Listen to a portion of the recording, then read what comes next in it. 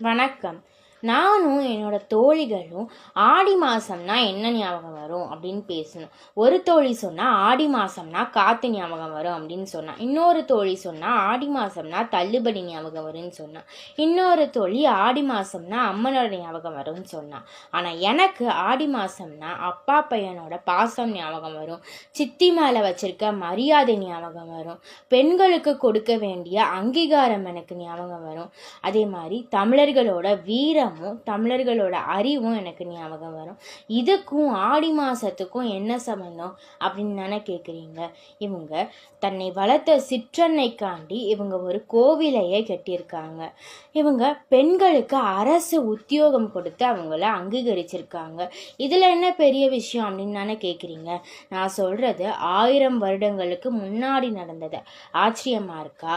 இவங்க இந்தியா நிலப்பரப்பை விட அதிகமான நிலப்பரப்பை இவங்க ஆண்டிருக்காங்க.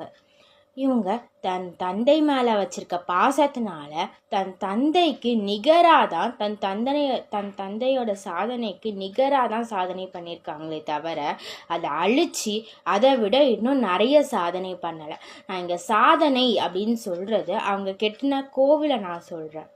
இவங்க நாட்டு மேலேயும் மக்கள் மேலேயும் வச்சிருக்க அந்த அக்கறையினால இவங்க ஒரு தலைநகரத்தையே இவங்க உருவாக்கியிருக்காங்க. ஒரு வறட்சியான நிலத்தை கூட ஒரு தலைநகரமாக மாற்றுற அந்த திறமை இவங்க கிட்ட உண்டு. அந்த அந்த இடம்தான் கங்கை கொண்ட சோழபுரம். நான் யாரை சொல்கிறேன் அப்படின்னு தெரியுதா? கங்கை கொண்டான் கடாரம் கொண்டான் அப்படிங்கிற பட்டத்தை வென்ற ராஜேந்திர சோழன் அவர்களை பற்றி தான் நான் சொல்கிறேன். எனக்கு ஆடி மாதம் அப்படின்னு சொன்னாலே எனக்கு ராஜேந்திர சோழனோட ஞாபகம் தான் வரும்.